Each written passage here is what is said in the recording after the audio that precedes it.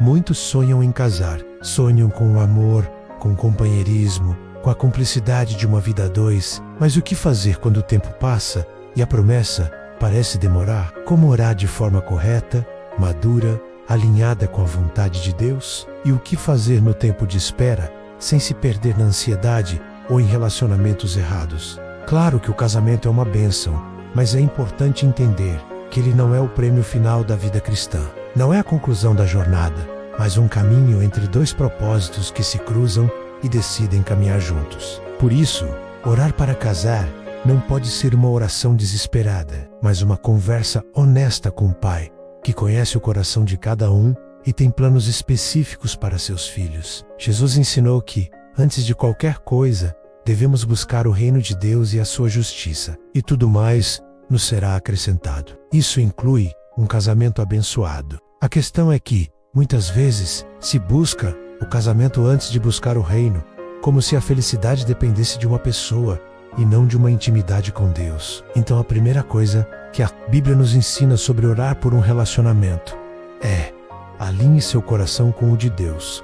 Peça a Ele que revele os seus desejos, mas esteja disposto a aceitar os dele, porque nem sempre o que queremos é o que precisamos. No Salmo 37 está escrito: agrada-te do Senhor, e Ele satisfará os desejos do teu coração. Isso não significa que Deus vai te dar tudo o que você deseja, mas que, ao se agradar dele, o seu coração será transformado. E os desejos que antes eram seus passarão a ser os dele em você. Ou seja, você vai desejar certo, vai pedir certo, vai esperar com sabedoria e fé, e não com desespero ou medo de ficar sozinho. A oração por um casamento precisa, então, começar com um reconhecimento: Senhor, Tu sabes o que é melhor para mim. Se o casamento faz parte do Teu plano, eu quero. Se não faz, me dá paz para viver contente. Parece difícil orar assim, mas essa é a verdadeira maturidade espiritual. Não é que Deus não queira que você case, é que quando você entrega esse desejo a Ele com confiança, você se posiciona como filho que confia no Pai,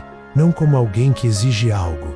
É claro que você pode orar especificamente, pode pedir por uma pessoa que ame a Deus, que tenha características que você admira e defeitos que você aguenta. Pode apresentar a Deus suas características, seus sonhos, mas sem criar um molde fechado, onde só entra quem encaixa no seu padrão. Porque muitas vezes Deus surpreende, Ele sabe o que você precisa antes de você perceber. A Bíblia nos dá alguns exemplos de oração e de espera. Rebeca foi encontrada por Eliezer, servo de Abraão.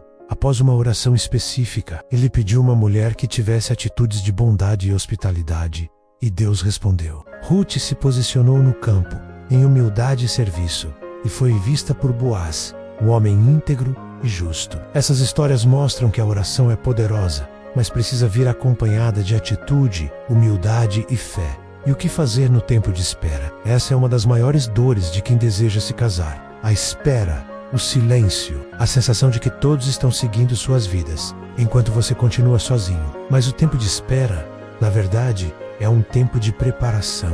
Para Deus, não existe tempo perdido. Ele não desperdiça nada. No tempo de espera, Ele molda o seu caráter. Ele cura feridas, ensina sobre dependência e alinha histórias. E pode ser que quem Ele está preparando é você, e não a outra pessoa. O tempo de espera é tempo de cura interior. Muita gente quer casar, mas carrega traumas, carências, bagagens emocionais não resolvidas. Quer uma aliança, mas não sabe se relacionar sem manipular, sem controlar, sem ferir ou fugir. Deus é tão bom que Ele não entrega alguém precioso para uma pessoa despreparada.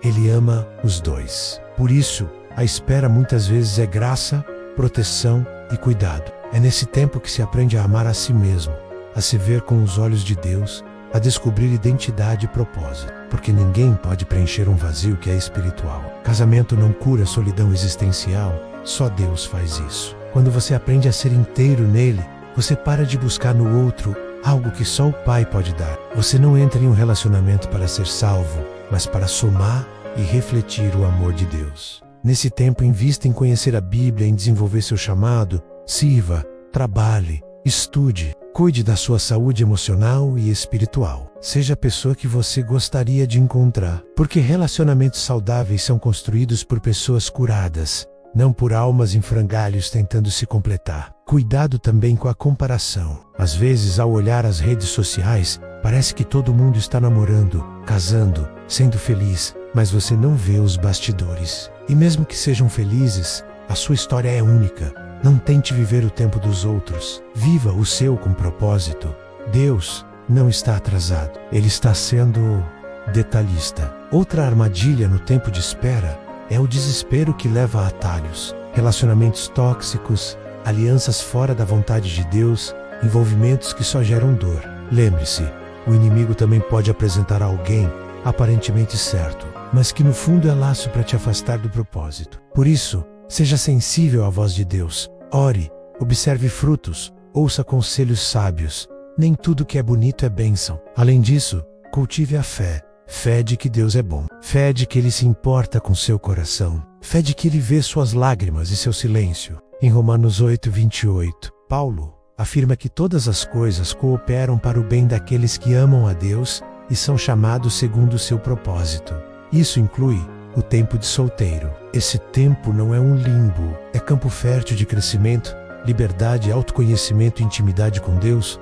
Orar para casar não é errado, viu? Mas faça isso com um coração leve, sem ansiedade e cheio de confiança. Não ore como quem exige, mas como quem confia. Apresente seus desejos, mas diga: seja feita a tua vontade, Senhor, porque a vontade de Deus é boa, perfeita e agradável. Ele não vai te enganar. Ele não vai te esquecer. Ele sabe o que faz se você já está cansado. Fale isso para Deus. Ele entende. Se sente esperança e medo ao mesmo tempo, conte a Ele. Pergunte à vontade. O Pai sempre ouve e consola. E no tempo certo, Ele age. O tempo de Deus não é lento, é exato. Quando Ele disser, agora, tudo vai se encaixar. Confie e viva hoje com gratidão. Ame sua própria companhia. Faça do Senhor o seu primeiro amor. Porque quando o coração está cheio de Deus, o amor humano não vem para preencher um vazio, mas para transbordar. E então, você não apenas casa, você constrói algo que glorifica o céu. Comente com o coração se você for solteiro ou solteira e estiver orando para se casar. Que Deus te abençoe.